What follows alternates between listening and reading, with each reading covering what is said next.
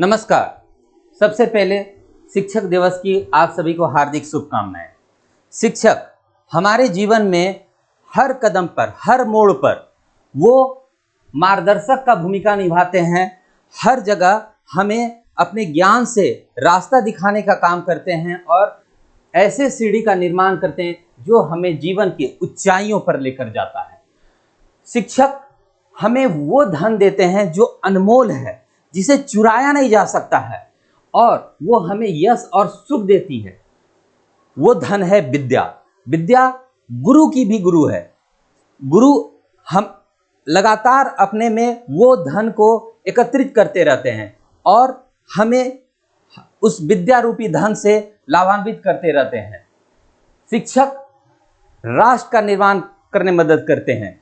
अगर आपको अपने किसी एक ऐसे शिक्षक का स्मरण आ रहा हो जिस समय आपका हौसला टूट रहा था, आप हार रहे थे, और उस समय उनके मार्गदर्शन से, उनके हौसला से आपका हिम्मत बना और आप जीवन में ऊंचाई तक पहुंचे, तो आज यह अवसर है कि आप उन शिक्षक को नमन करें और उनके प्रति अपना धन्यवाद प्रकट करें। भारत में शिक्षक दिवस 5 सितंबर को मनाया जाता है। तो कैसे शुरुआत हुआ शिक्षक दिवस का 5 सितंबर को? भारत के प्रथम उपराष्ट्रपति और द्वितीय राष्ट्रपति डॉक्टर सर्वपल्ली राधाकृष्णन के छात्रों ने इच्छा प्रकट की कि वे उनका जन्मदिवस मनाना चाहते हैं। तो सर्वपल्ली राधाकृष्णन जी ने कहा कि मेरा जन्मदिवस मनाने की जगह शिक्षकों को सम्मान करो। शिक्षक जो है छात्रों के और सभी लोगों के जीवन में परिवर्तन लाने में महत्वपूर्ण भूमिका निभाते हैं। ये अपना राष्ट्र निर्माण में भी महत्वपूर्ण योगदान देते हैं। तो शिक्षा के प्रति, शिक्षकों के प्रति आदर प्रकट करने के लिए, ग्रेटिट्यूड एक्सप्रेस करने के लिए 5 सितंबर को शिक्षक दिवस मनाया जाने लगा। शिक्षक सिर्फ हमें किताब का पाठ नहीं पढ़ाते हैं, वो हमें जीवन का भी पाठ पढ़ाते हैं। जब हम अपने आप में शंका करने लग जाते हैं, अपनी हिम्मत हार जाते हैं, उस वक्त शिक्षक एक सहारा बन के आते हैं और हमें वो, जब हम अपने हिम्मत को टूट रहे होते हैं, अपने अंदर हमारे जब अंधेरा आने लगता है, तो वहाँ से आत्मविश्वास का दिया जलाते हैं और हमें उजाले की तरफ लेकर जाते हैं, हिम्मत देते हैं। तो शिक्षक का एक महत्वपूर्ण भूमिका है हमारे जीवन को संवारने के लिए। तो आइए शिक्षकों को नमन करते हैं और शिक्षक के प्रति आदर भाव प्रकट करते हैं। अब इस बात को समझते हैं कि डॉक्टर राधाकृष्णन का शिक्षा और शिक्षकों में इतना गहरा रुचि क्यों था कि उन्होंने अपने जन्मदिवस को शिक्षकों के लिए समर्पित कर दिया। तो डॉक्टर राधाकृष्णन जो है, यूनिवर्सिटी एजुकेशन कमीशन का 1948-49 में अध्यक्षता किया। इन्होंने मॉडर्न हायर एजुकेशन के लिए यूजीसी का स्थापना किया, जिसको कि 1956 में स्टैट्यूटरी मिला, और इन्होंने कई यूनिवर्सिटी में लीडरशिप किया। प्रोफेसर रहे, वाइस चांसलर रहे आंध्रा यूनिवर्सिटी के, बीएचयू के, और अंतर्राष्ट्रीय स्तर में भी ऑक्सफोर्ड जैसे यूनिवर्सिटी में ये प्रोफेसर रहे। इंडिया में इन्होंने यूनेस्को का काम किया, जिससे कि भारत को अंतर्राष्ट्रीय पटल पर शिक्षा को स्थापित करने में मदद मिले। इनका फिलॉसफी रहा है कि टीचर्स जो है, जो सबसे बेहतरीन लोग हों, जिनमें सबसे ज़्यादा सामर्थ्य हो, उनको शिक्षा जगत में आना चाहिए। तो इन कारणों से हम समझ सकते हैं कि इनका शिक्षा में क्यों रुचि था और क्यों ये अपने जन्मदिवस को शिक्षक दिवस के लिए समर्पित करने का इच्छा प्रकट किए। इनका पूरा जीवन ही शिक्षा के क्षेत्र में योगदान देते हुए बीता है। शिक्षकों के महत्व को अंतर्राष्ट्रीय स्तर पर भी समझा गया है कि अगर शिक्षकों को ज़्यादा कार्य दिया जाए और कम सैलरी, संसाधन का कमी रहे, तो शिक्षा का स्तर गिर जाएगा। अंतर्राष्ट्रीय स्तर पे 1966 में एक महत्वपूर्ण एग्रीमेंट हुआ यूनेस्को और आईएलओ के मध्य कि 1966 से अक्टूबर 5 को वर्ल्ड टीचर्स डे मनाया जाने लगा। यह एक लैंडमार्क के तरह रहा और ये एक ग्लोबल स्टैंडर्ड सेट करता है जिसमें टीचर के राइट, रिस्पॉन्सिबिलिटी और उनका जो प्रोफेशनल कंडीशन है इसके बारे में चर्चा किया जाता है। इस दिन का क्या उद्देश्य है? इस दिन को हम टीचर के महत्व को समझने के लिए सेलिब्रेट करते हैं कि टीचर का एक महत्वपूर्ण भूमिका है कि किसी छात्र के जीवन को परिवर्तन करने हेतु और आगे का जो जनरेशन है उसका निर्माण के लिए हम लोग कैसे टीचर का स्टेटस को इम्प्रूव कर सकते हैं, कैसे उनके वर्किंग कंडीशन को बेहतर कर सकते हैं, कैसे उनका करियर ग्रोथ हो सकता है, कैसे शिक्षा के प्रति समाज में सम्मान जागृत हो, इस बात का चर्चा किया जाता है। कैसे टीचर को अंतर्राष्ट्रीय स्तर पर हम लोग सपोर्ट कर सकते हैं ताकि वो जो चैलेंजेस हैं आर्थिक दृष्टिकोण से कि उनका सैलरी कम है या काम ज़्यादा है या उनको संसाधन का कमी है, इन चैलेंजेस को कैसे डील किया जाए, कैसे टीचर्स को इंस्पायर किया जाए कि वो खुद भी अपने आप में ज्ञान का वृद्धि करे और छात्रों को अच्छी तरह से पढ़ा सके। यह दिन का महत्व क्यों है? इस दिन हम लोग टीचर को एम्पावर करने का कोशिश करते हैं और एजुकेटर को पूरे विश्व में सपोर्ट करने का प्रयास करते हैं।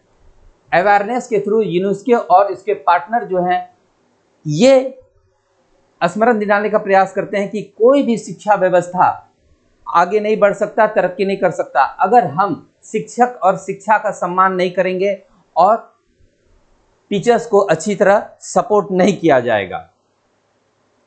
5 अक्टूबर हमें स्मरण दिलाता है कि हम टीचर के महत्व को समझ सकें, हम शिक्षा के महत्व को जान सकें और टीचर को और हम लोग हर स्तर पे सपोर्ट करें ताकि हमारा राष्ट्र शिक्षित हो और हम लोग आगे बढ़ सकें।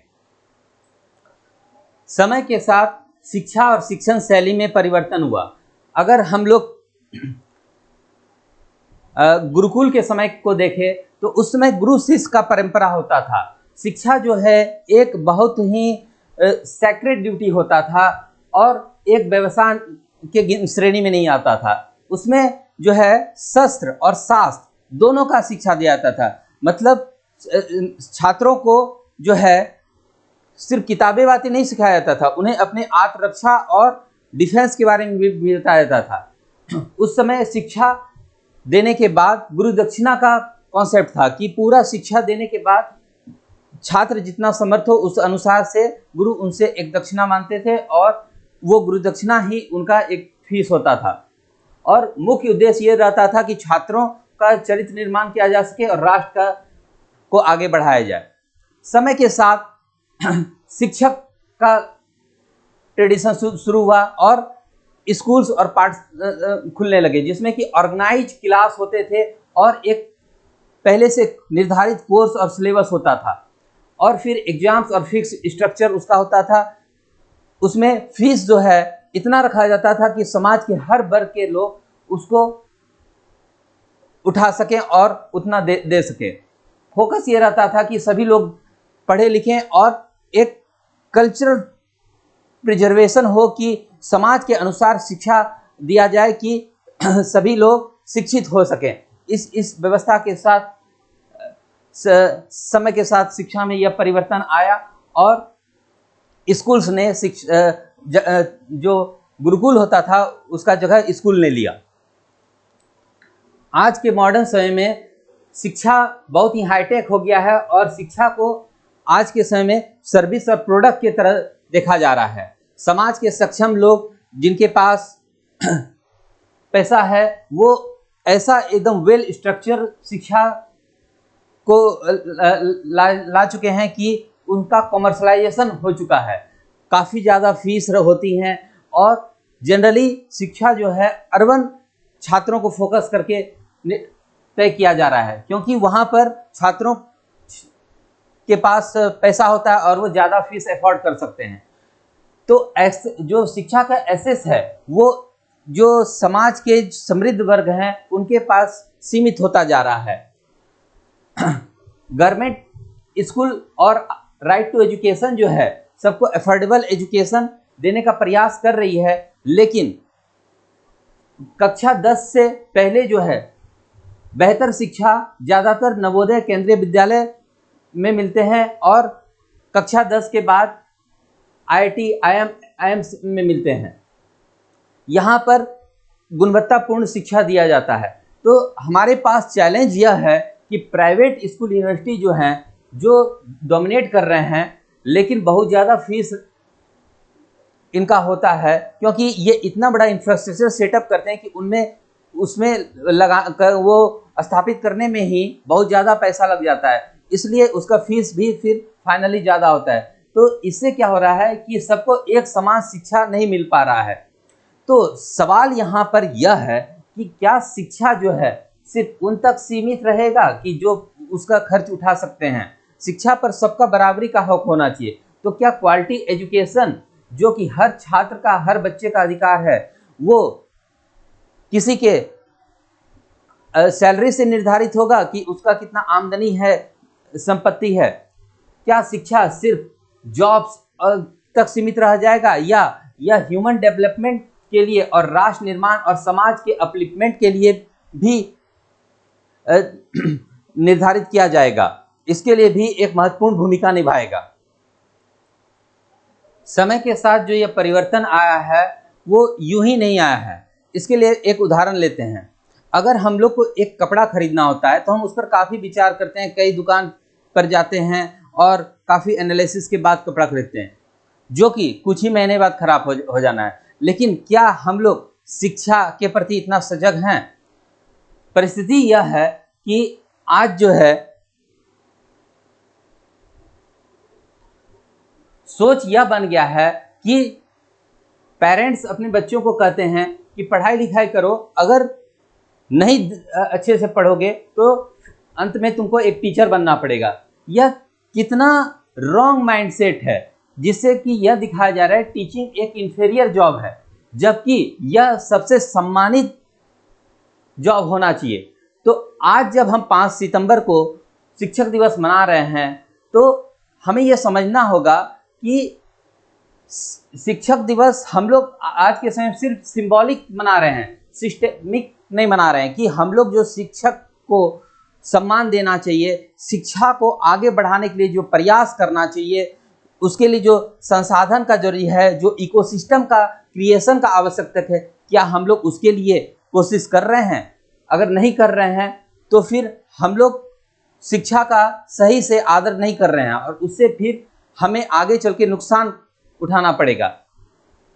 एक टीचर जो है सिर्फ एक प्रोफेशन नहीं है, यह एक जिम्मेदारी है कि जो देश के युवा हैं उनके मस्तिष्क का निर्माण करना है।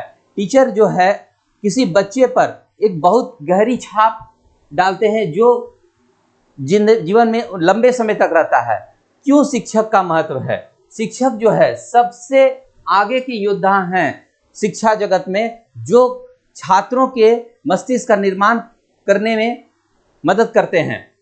ये एक ऐसा व्यवसाय है जिससे कि डॉक्टर, इंजीनियर, एंटरप्रेन्योर, साइंटिस्ट और इवन भविष्य के शिक्षक का निर्माण होता है। तो यह प्रोफेशन जो है वो क्रिएटर है सभी प्रोफेशंस का। और सारे जॉब इसलिए एग्जिस्ट करते हैं क्योंकि कभी ना कभी, कहीं ना कहीं, किसी न किसी मोड़ पर, किसी कक्षा में, किसी जगह, किसी समय में कोई शिक्षक किसी को सोचने का तरीका बताया, सवाल करने का तरीका बताया और उन सवालों का जवाब दिया, उसमें क्यूरियोसिटी जगाया, उनको सीखने के लिए उत्साहित किया। इस वजह से सारे प्रोफेशन हैं। तो हमें शिक्षा जो कि क्रिएटर है सभी प्रोफेशन का, उसका सम्मान करना और उसके लिए उचित इकोसिस्टम का निर्माण करने का लगातार प्रयास करना चाहिए। जब शिक्षा का बात आता है तो छात्रों के मस्तिष्क में एग्जाम्स और मार्क्स का प्रश्न आता है। शिक्षा सिर्फ परीक्षा तक सीमित नहीं है, ये हमें जीवन के लिए निर्माण करती है। परीक्षा का तो सिलेबस निर्धारित होता है, लेकिन जीवन की जो परीक्षा होते हैं उसमें कोई भी प्रश्न आ सकता है, कोई सिलेबस फिक्स नहीं होता और शिक्षा के जरिए हमारा क्रिटिकल थिंकिंग विकसित होता है, जो हमें जीवन के संघर्ष और चुनौतियों का सामना करने के लिए मजबूत करती है। शिक्षा सिर्फ परीक्षा तक सीमित नहीं है, ये हमें अपने टैलेंट को कल्टीवेट करने में मदद करती है। ये हमारे अंदर की जो स्ट्रेंथ है, पैशन है, उसको जानने, समझने और उसको नॉरिश करने में हेल्प करती है। कोई हो सकता है छात्र साइंस में अच्छा हो, किसी का स्किल जो है आर्ट्स में हो, और कोई जो है स्पोर्ट में बेहतर कर सकता हो। इस बात को समझने के लिए शिक्षा बहुत इंपॉर्टेंट रोल प्ले करता है। शिक्षा न सिर्फ थ्योरेटिकल बल्कि प्रैक्टिकल नॉलेज भी हमें देता है और सॉफ्ट स्किल भी प्रोवाइड करता है, जिससे कि हम टीम वर्क, एक साथ मिलकर के काम करने का जो शैली है, कैसे एक दूसरे से इंटरेक्ट करना चाहिए, कम्युनिकेट करना चाहिए और कैसे किसी समस्या का समाधान करना चाहिए, ये सारी चीज़ें हमारी शिक्षा के जरिए विकसित होता है। शिक्षा से हम जिम्मेदार बनते हैं और किसी परिस्थिति में अपने आप को एडेप्ट करने के लिए तैयार होते हैं। हमारा क्रिएटिविटी, इनोवेशन, ये सारे माइंडसेट जो है शिक्षा से हमारा विकसित होता है। एजुकेशन जो है हमें टैलेंट देता है, टैलेंट से हमारा स्किल्स बेहतर होता है, जिससे कि हम लोग एम्प्लॉयबल या फिर एंटरप्रेनर बन सकते हैं।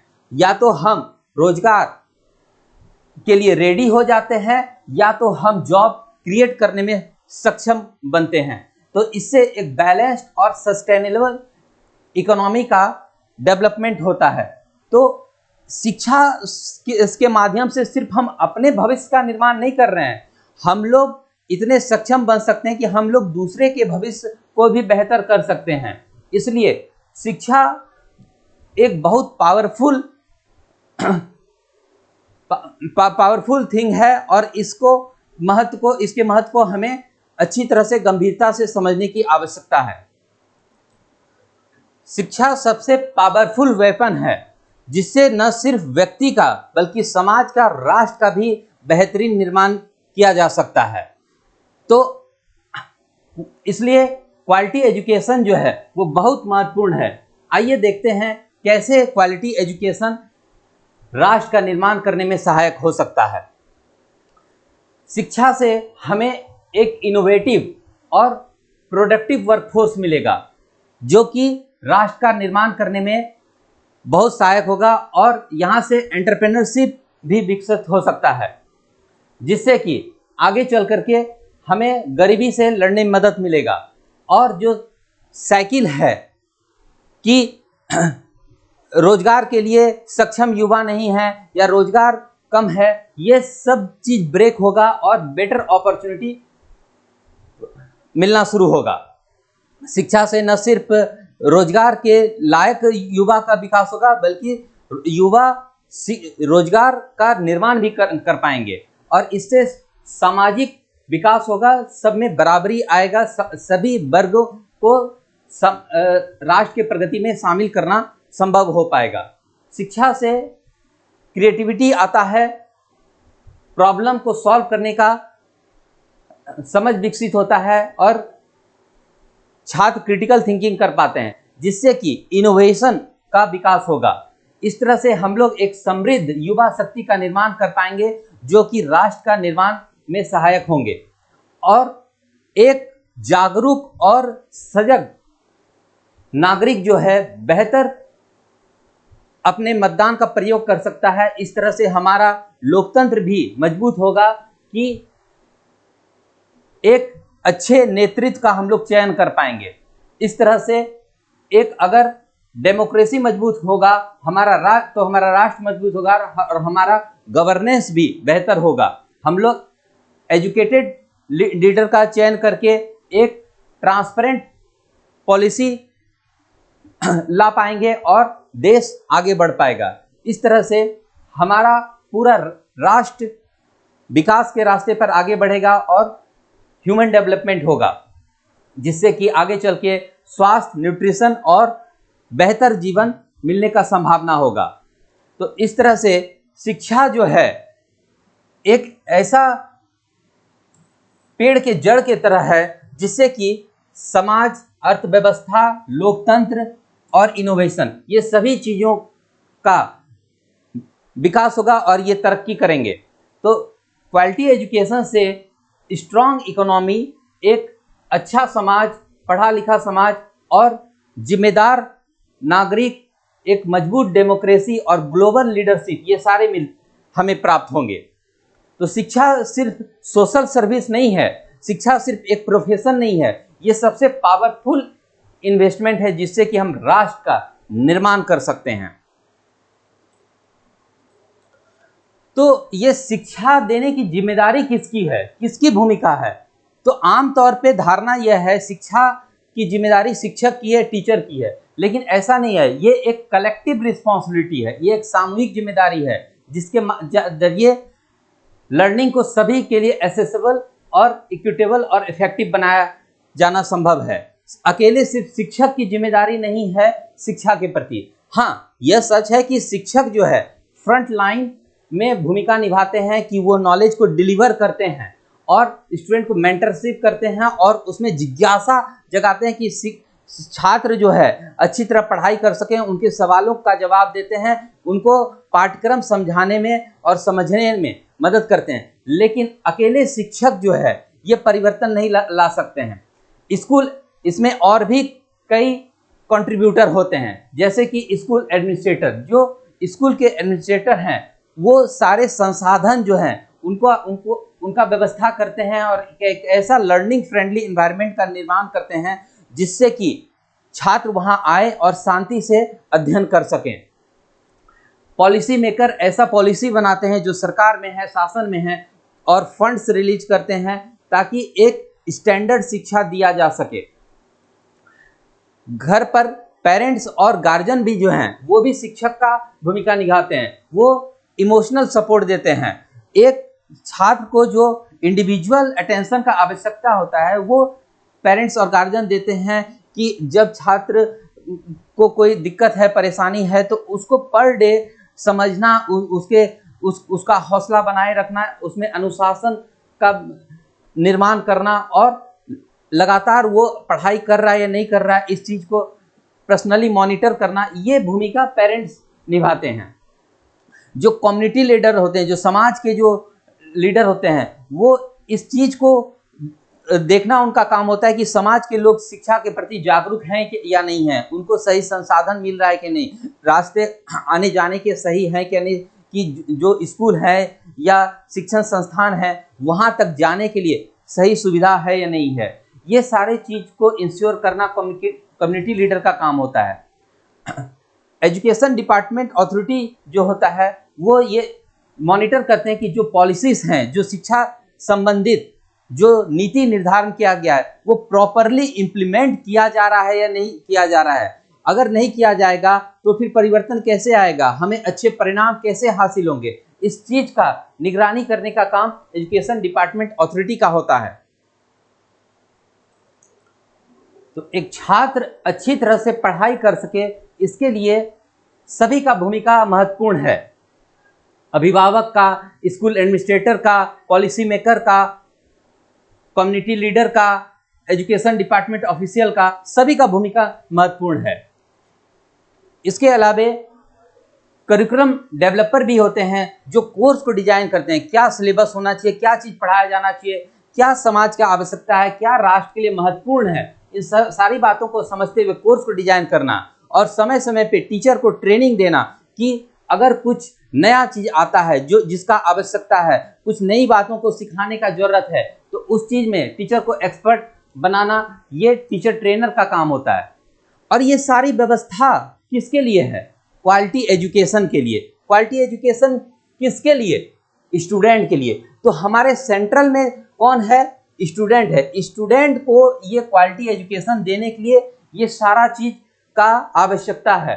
तो स्टूडेंट हमारा सेंट्रल एक्टर है जिसमें कि डिसिप्लिन और मोटिवेशन का आवश्यकता है, और इसके लिए ये सारे लोग मिल करके एक अच्छा इकोसिस्टम बनाएंगे, तभी स्टूडेंट जो है शिक्षा के क्षेत्र में अच्छी तरह से आगे बढ़ पाएगा। इसके अलावा और एसेंशियल पार्टिसिपेंट में प्राइवेट सेक्टर पार्टनर आते हैं कि अगर कहीं पर कोई फाइनेंशियल टेक्निकल इंफ्रास्ट्रक्चर सपोर्ट का ज़रूरत है तो वो अपना जो है कॉर्पोरेट सोशल रिस्पॉन्सिबिलिटी के तहत वो चीज़ प्रोवाइड करें। और एनजीओ और सिविल सोसाइटी जो हैं वो कुछ ऐसे एरिया जहां शिक्षा नहीं पहुंच पा रहे हैं, कोई ऐसा अंडर प्रिविलेज सेक्शन रह जा रहा है, तो वहां सब एजुकेशन का सपोर्ट प्रोवाइड करें। इस तरह से एक कोलैबोरेटिव रूप में अगर हम सभी काम करें तभी जाकर के एक क्वालिटी एजुकेशन सभी को मिल पाएगा और हम लोग एक राष्ट्रीय लक्ष्य के प्रति आगे बढ़ पाएंगे, और जिससे कि सभी लोग पढ़ेंगे, सभी लोग बढ़ेंगे और देश आगे बढ़ेगा, समाज तरक्की करेगा। इस कोलैबोरेटिव प्रयास को समझने के लिए ट्रेन का एग्जाम्पल लेते हैं। क्या जो ट्रेन का ड्राइवर है, जिसको लोको पायलट कहते हैं, क्या अकेले वो ट्रेन को ड्राइव कर सकता है और उसको किसी अन्य चीज का आवश्यकता नहीं, किसी का सपोर्ट का जरूरत नहीं, कोई सिस्टम का नीड नहीं है? नहीं, ऐसा नहीं है। ट्रेन का ड्राइवर जो है ट्रेन को चला सकता है, लेकिन उसको और भी कई लोगों का इस काम के लिए जरूरत पड़ता है। टीचर जो होता है, उसी तरह जैसे ट्रेन का ड्राइवर किस तरफ ट्रेन को ले जाना है ये तय करता है, उसी तरह टीचर जो है लेसन को डिलीवर करने का काम कर सकता है, स्टूडेंट को गाइड कर सकता है और उसके प्रोग्रेस को मॉनिटर कर सकता है। लेकिन और भी लोगों का महत्वपूर्ण भूमिका है। जैसे कि ट्रेन में टीटी होता है, टीटी क्या करता है कि पैसेंजर का टिकट चेक करता है। उसी तरह पेरेंट जो है रेगुलरली मॉनिटर करने का काम करते हैं कि उनका बच्चा जो है सही से पढ़ाई कर रहा है नहीं कर रहा है, अपना काम कर रहा है कि नहीं, होमवर्क कर रहा है कि नहीं, वो कहीं डिमोटिवेटेड तो नहीं है, कहीं वो किसी चीज से परेशान तो नहीं। इस चीज का पर्सनल मॉनिटरिंग पेरेंट के स्तर से हो सकता है, तो इस चीज का काम पेरेंट्स करते हैं। तो शिक्षा में पेरेंट्स जो है टीटी का भूमिका निभाते हैं। कोच अटेंडेंट जो है, जैसे कि कोच अटेंडेंट जो है पैसेंजर का जरूरत को समझते हुए उन्हें सामान देते हैं या कुछ चीज़ का जरूरत पड़ता है तो वो सर्विस का जरूरत पड़ता है तो वो देते हैं। उसी तरह कम्युनिटी एनजीओ जो होते हैं वो गैप को फिल करते हैं कि अगर कहीं ऐसा जगह है जहाँ पर कि अंडर प्रिविलेज स्टूडेंट को शिक्षा नहीं मिल पा रहा है, वहाँ पर शिक्षा को ले जाने का काम कम्युनिटी एनजीओ करते हैं। पेंट्री स्टाफ जो है, जैसे कि आपको खाने पीने का जरूरत हुआ या फिर और किसी चीज़ का आवश्यकता है, मेडिकल नीड्स है या किसी और सर्विस का आवश्यकता है, तो आप पेंट्री स्टाफ से संपर्क करते हैं। उसी तरह से स्कूल के जो सपोर्ट स्टाफ हैं वो आपको फूड और हॉस्पिटलिटी और जो स्टूडेंट का बेसिक जरूरत है उसके रिलेटेड सर्विस को प्रोवाइड करते हैं। पैसेंजर अनुशासन में रहे, इस बात को इंश्योर करने के लिए आरपीएफ होते हैं। उसी तरह से टीचर स्कूल में भी स्कूल एडमिनिस्ट्रेशन होते हैं जो इंश्योर करते हैं कि सभी लोग डिसिप्लिन में रह करके शिक्षा हासिल करें और नियम का अच्छी तरह से पालन हो सके। जैसे ट्रेन के आखिरी डब्बा में गार्ड होते हैं और वो लगातार लोको पायलट से कम्युनिकेट करते हैं कि किस दिशा में और कैसे ट्रेन ले जाना है और सारी अपडेट से लोको पायलट को अवगत कराते हैं। उसी तरह से एजुकेशन डिपार्टमेंट ऑफिशियल जो है वो मॉनिटरिंग करते रहते हैं कि जो निर्धारित मानक है उसके अनुसार प्रशिक्षण दिया जा रहा है कि नहीं और सही तरह से शिक्षा में काम किया जा रहा है या नहीं, इस बात को इंश्योर करते हैं और इंफ्रास्ट्रक्चर और कंप्लायंस और स्टाफिंग वगैरह को मॉनिटरिंग करते हैं। स्टेशन मास्टर ट्रेन की एक्टिविटी को लगातार मॉनिटर करते रहते हैं। उसी तरह से स्कूल के प्रिंसिपल और हेड जो होते हैं वो इस बात को देखते रहते हैं कि स्कूल सही तरह से फंक्शन कर रहा है या नहीं और सारे संसाधन सही तरह से एलोकेटेड हैं या नहीं और सारी व्यवस्थाएं अच्छी तरह से मैनेज करते रहते हैं। जिस तरह से सिग्नल और ट्रैक सपोर्ट स्टाफ जो होते हैं वो देखते रहते हैं कि ट्रैक व्यवस्थित है या नहीं, कि ताकि ट्रेन जो है सही दिशा में अच्छी तरह से जा सके। उसी तरह से पॉलिसी मेकर जो है वो इस बात को इंश्योर करते हैं कि स्टैंडर्ड सही से सेट है या नहीं और करिकुलम उस तरह से डिजाइन करते हैं कि शिक्षा अच्छी तरह से आगे बढ़ते रहे। ट्रेनिंग यूनिट जिस तरह से इस ट्रेन जर्नी से संबंधित सारे स्टाफ को ट्रेंड करने के लिए लगातार कोशिश करते रहती हैं। उसी तरह से एजुकेशन में भी टीचर ट्रेनर का महत्वपूर्ण भूमिका है कि उन्हें ट्रेंड करते हुए एजुकेशन का क्वालिटी, टीचिंग का क्वालिटी बेहतर किया जा सके। ट्रेनर जो है सिर्फ टीचर के नहीं, बाकी भी सभी एजुकेशन कंट्रीब्यूटर के होते हैं और उन्हें ट्रेंड करते रहते हैं ताकि वे अच्छी तरह से एजुकेशन के फील्ड में अपना भूमिका निभा सके। तो जैसे कि एक ट्रेन जो है एक इंटायर क्रू के बिना आगे नहीं बढ़ सकता, वैसे ही एजुकेशन में भी एक कलेक्टिव एफर्ट का जरूरत है, तभी जाके एजुकेशन सिस्टम का जो ट्रेंड है वो अच्छी तरह से आगे चलेगा और क्वालिटी एजुकेशन इंश्योर हो पाएगा। अगर आप इस ट्रेंड एनालॉजी को एजुकेशन से रिलेट करके देखेंगे तो आप समझेंगे कि ये जो शिक्षा का जर्नी है उसमें क्वालिटी एजुकेशन के लिए सभी कंट्रीब्यूटर को एक साथ काम करने की आवश्यकता है। सब में क्लियर कम्युनिकेशन होना चाहिए ताकि जो रेगुलर अपडेट है और जो बेस्ट प्रैक्टिस किया जा सकता है जिससे कि अच्छी शिक्षा दिया जा सके वो अपनाया जा सकेगा। सबका रोल डिफाइंड होना चाहिए कि किसको क्या भूमिका निभाना है, किसका क्या कंट्रीब्यूशन है, क्या जिम्मेदारी है, ये स्पष्ट होना चाहिए। एक सपोर्टिव एनवायरनमेंट होना चाहिए ताकि टीचर जो है सिर्फ हाई क्वालिटी टीचिंग पर फोकस करे, उन्हें अन्य काम न दिया जाए कि वो उन चीज़ों में अपना समय दे दें और जो उनका मेन काम है टीचिंग का उस पर वो ज़्यादा फोकस ना कर सके। तो टीचर को फ्री रखना पड़ेगा कि वो सोच सकें, अपने कोर्स को अच्छी तरह से ऐसा पढ़ा सकें कि क्वालिटी एजुकेशन सभी को मिल सके। प्रोफेशनल डेवलपमेंट के लिए समय समय पर टीचर को अपग्रेड करने के लिए ट्रेनिंग का आवश्यकता है। एक फीडबैक मैकेनिज्म होना चाहिए जिससे कि सारे एजुकेशन कंट्रीब्यूटर अपना कंसर्न और आइडिया शेयर कर सकें और उस पर चर्चा करके कुछ बेहतर नीति तय किया जा सके कि कैसे हम लोग क्वालिटी एजुकेशन दे सकते हैं। एक कोलैबोरेटिव प्रॉब्लम सॉल्विंग एनवायरनमेंट से ही हम लोग चैलेंजेस को एड्रेस कर सकते हैं और बेहतर समाधान के तरफ जा सकते हैं।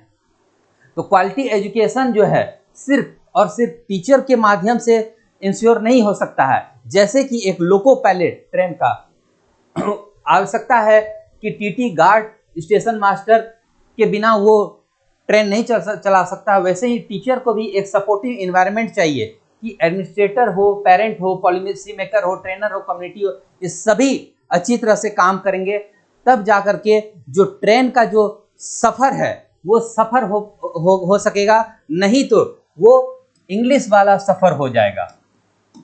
तो अगर आपको एजुकेशन का यह सफ़र करना है तो उसके लिए इन सारे एजुकेशन कंट्रीब्यूटर को मिलकर के अच्छी तरह से काम करना पड़ेगा। सबको अपना अपना भूमिका अच्छी तरह से निभाना पड़ेगा, तभी जाकर के हम लोग एजुकेशन का क्वालिटी सफ़र कर पाएंगे, नहीं तो ये इंग्लिश का सफ़र हो जाएगा।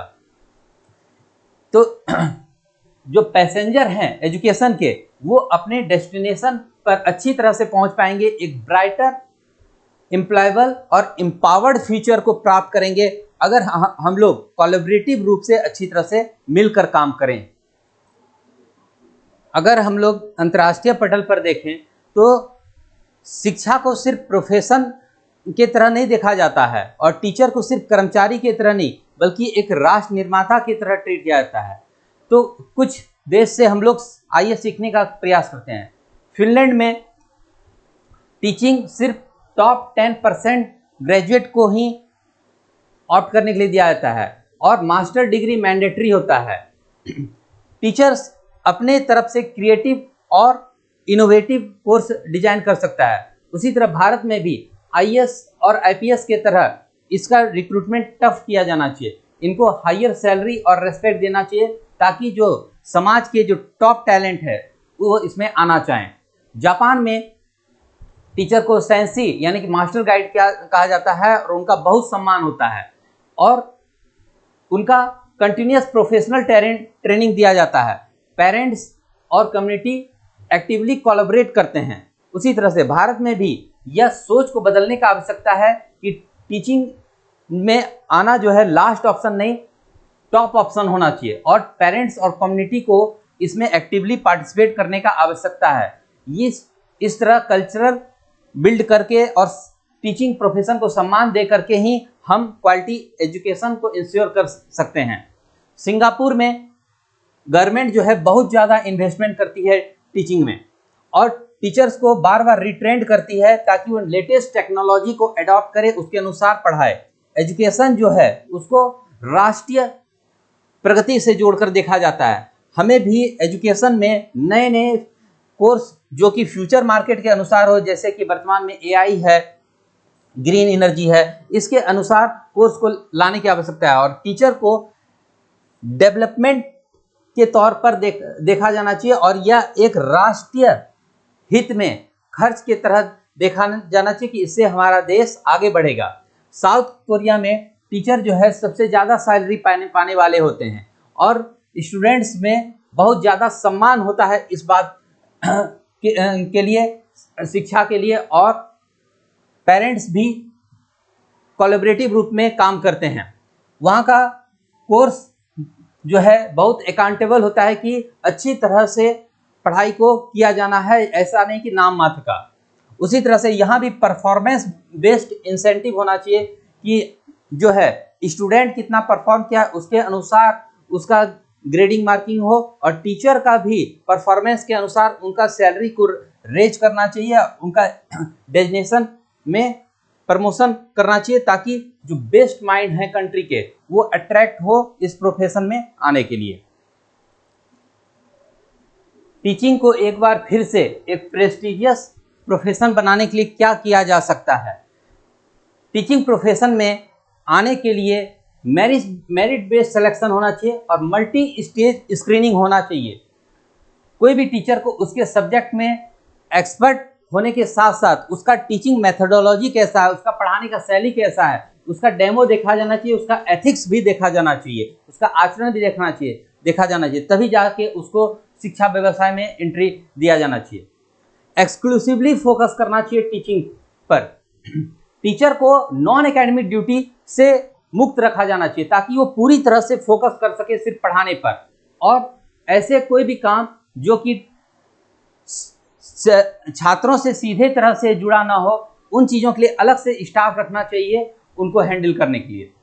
टीचर को अच्छा कंपनसेशन सैलरी देना चाहिए, एक अच्छा हेल्थ बेनिफिट्स, हाउसिंग बेनिफिट्स देना चाहिए ताकि वो सिर्फ पढ़ाने पर और शिक्षा पर ध्यान केंद्रित कर सके और अन्य चीज़ों का फिक्र उसे न रहे।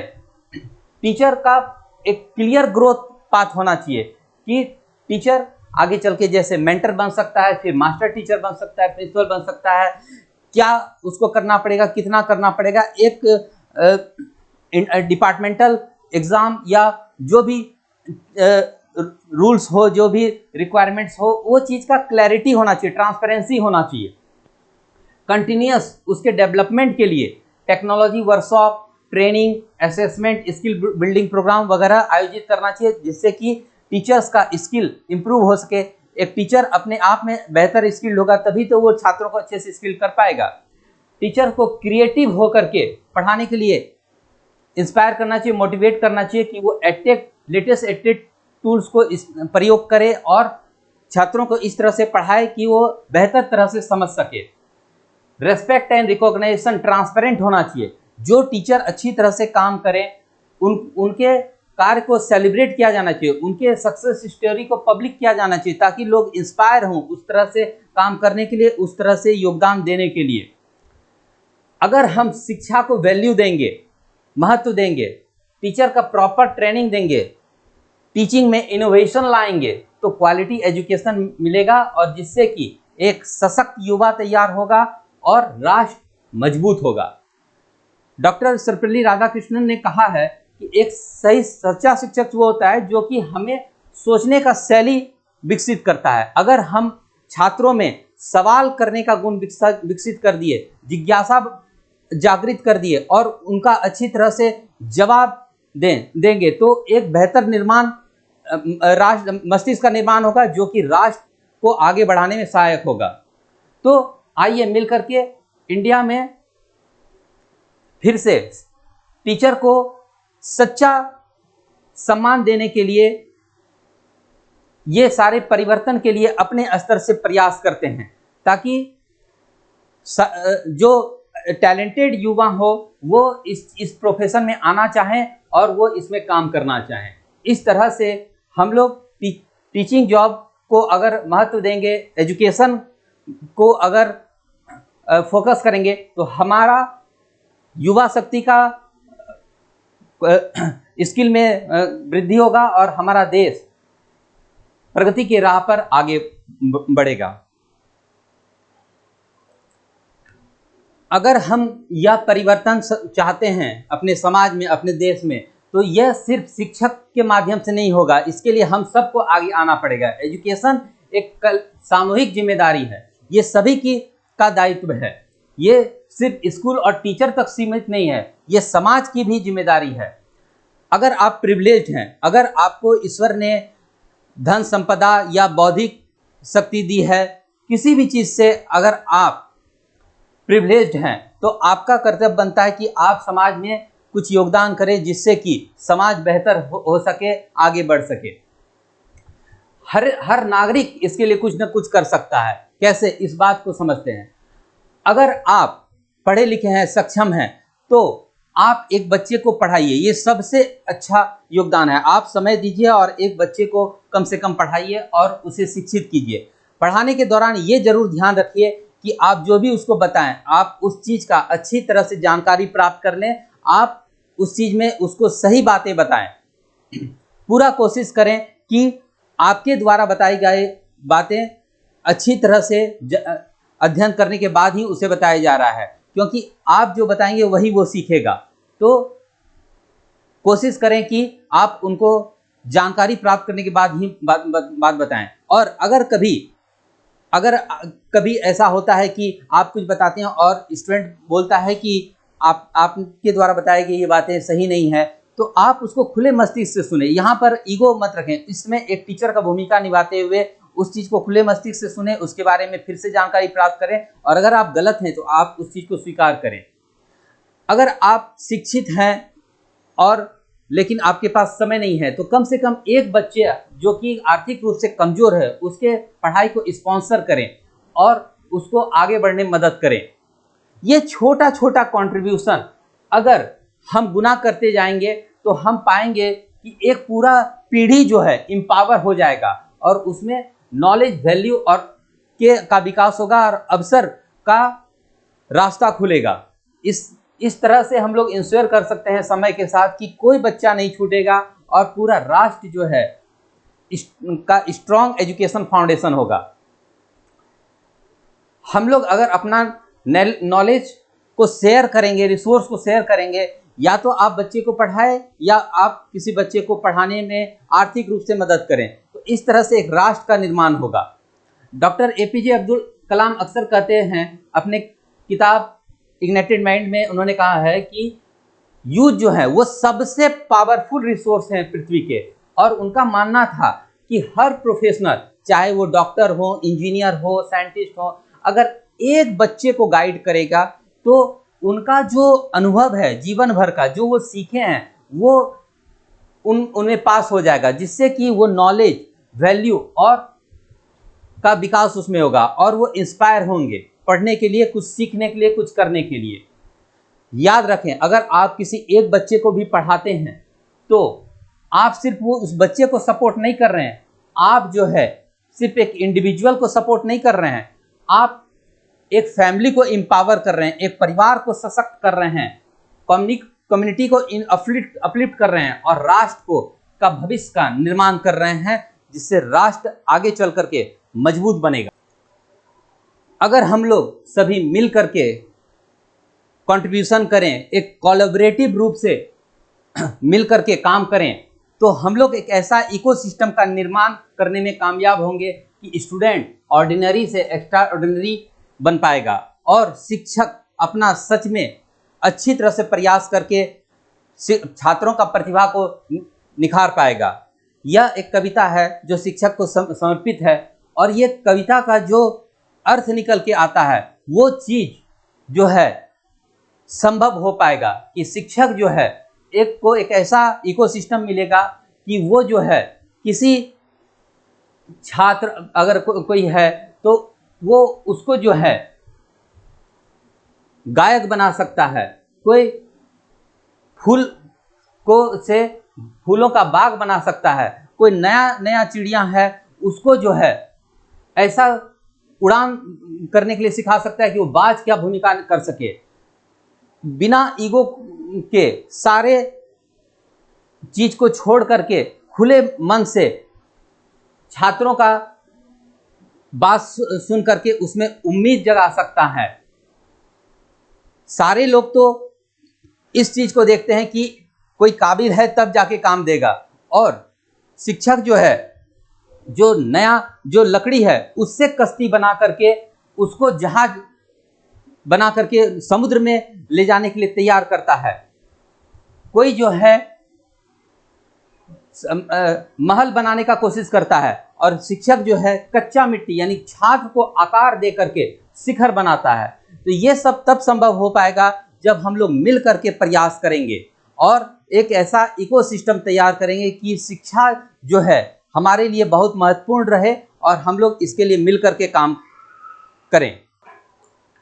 अंत में एक बार फिर सभी शिक्षकों को नमन करते हुए, अगर आपको यह वीडियो अच्छा लगा हो तो सभी को शेयर करें और शिक्षकों के प्रति ग्रेटिट्यूड प्रकट करें कि शिक्षा जो है क्वालिटी एजुकेशन सभी तक पहुंच सके और सब लोग अच्छी तरह से शिक्षित हो सकें। धन्यवाद।